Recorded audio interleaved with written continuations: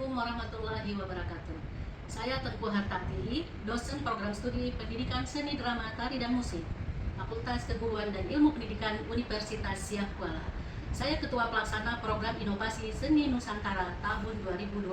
Kegiatan ini kami laksanakan sebagai upaya untuk merevitalisasi tari sedati melalui syair bencana, sekaligus membangun kembali semangat masyarakat Pidijaya pasca bencana. Bersama Sanggar Wareh Adat, kami menciptakan ruang bagi masyarakat dan generasi muda untuk berekspresi, berkarya, dan memperkuat kembali identitas budaya. Kami berharap seni tidak hanya menjadi warisan, tetapi juga sebagai kekuatan untuk bangkit kembali, saling menguatkan, dan mempertahankan budaya Nusantara.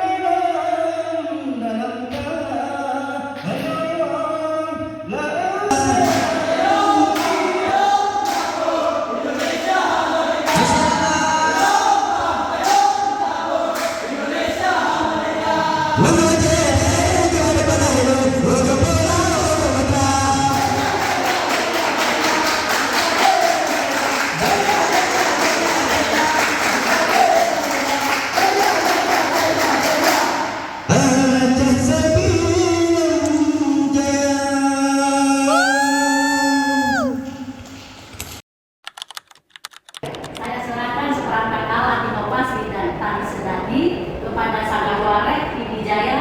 Semoga bermanfaat.